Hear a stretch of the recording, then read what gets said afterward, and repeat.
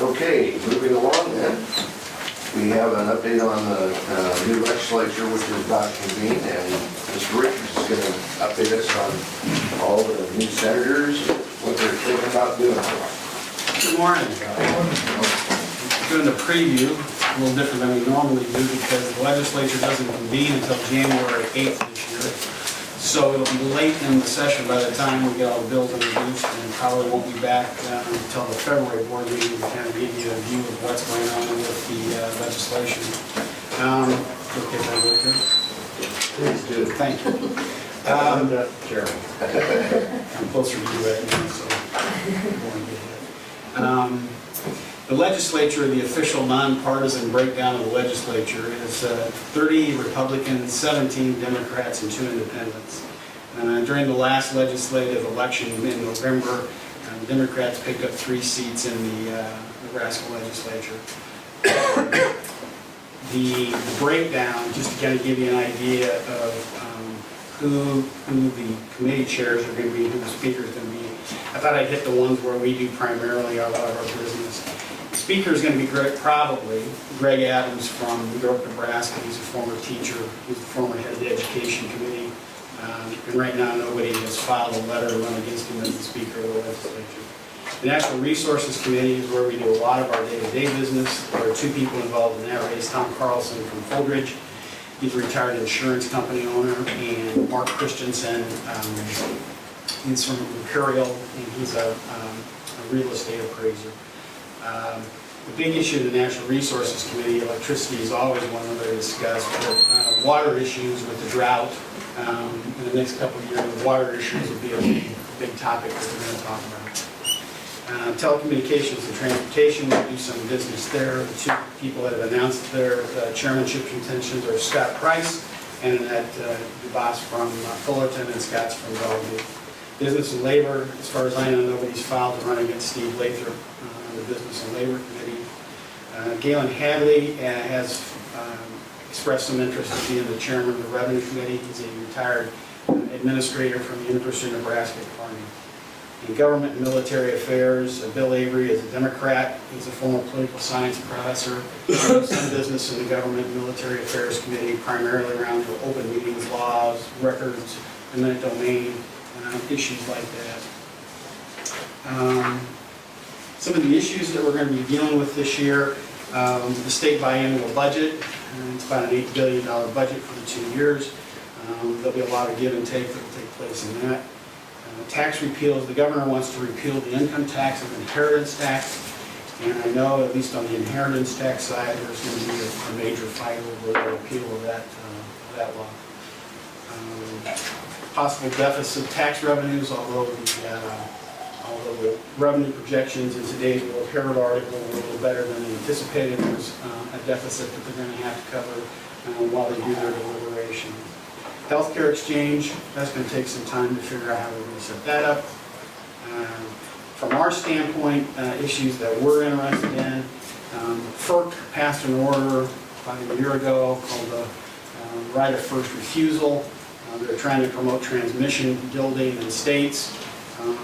Our lawyers, Steve and the other industry lawyers, feel that there's, through the statutory schemes of public power, that it's probably already there that the incumbent utilities have a right of first refusal. Then Texel, who's the head of the Power Review Board, wants explicit language to say that we have a right of first refusal. So we're drafting a bill that will specifically state that. And in that bill, there'll be some other, I'm sure, legislative electric issues, but that's the main body of the bill right now that we'll go forward. Airport zoning. There's some push from local airports. Blair particularly wants to create instrument control landings. With that, you have to have a different set of FAA rules. It's way beyond my comprehension at this state, but we're getting more information about what the FAA requires and what this bill wants to do about some of the zoning authorities for airports. NREA is looking at some legislation on the move-over bills. Right now it's emergency vehicles.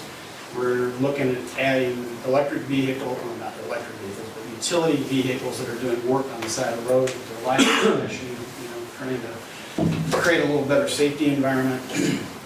And We've had some ongoing discussions with Senator Avery in the Government and Military Affairs over eminent domain laws. Last year with the XL pipeline controversy, some of the practices that went on there, there's just been a whole general interest in what goes on with eminent domain.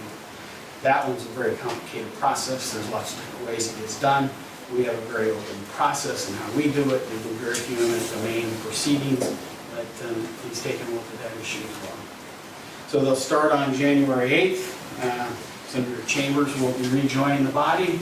The dynamics will be definitely different, and look forward to another year. Yes, sir. Where do you replace the revenue from? Income tax and state tax. Where would who? You got the state income tax, sales tax. And of course, I haven't seen a proposed sales there's tax. speculation of sales tax. Oh, the exemptions, yes. There's been discussion about, there's about a $3 billion price tag on exemptions if you add them all up. In those exemptions, you should know that there's an exemption on different things that we purchase and buy as well here at utility. And we'll be watching that one very closely. Farmers too, The inheritance tax, that one primarily rolls down to local governments, county officials. And from a county standpoint, a lot of services get provided by a county for state purposes. So part of that would be made up that they would have to contribute to the counties to help cover some of the costs and functions they do for the county. Other questions for me? Tom, I just might add, I think one of the things we'll probably see is not necessarily negative impacting utilities, but certainly from the wind perspective, the wind providers want similar sales tax exemptions that other states provide them as well. That would only provide benefits to us in the future for future wind contracts if we decide to enter into them, because they'll keep costs lower and they don't have to recover those costs. We may see some of that in some of the discussions. I had coffee yesterday with the public affairs manager for Edison, Michigan, and they met last night, the Wind Coalition people met last night. They're looking, as Tim described, they're also looking for some other types of incentives on a local level. They're trying to gear up when if federal income tax credits go away, they're looking for different ways to do it from the state side. Other questions? I'll be back in February.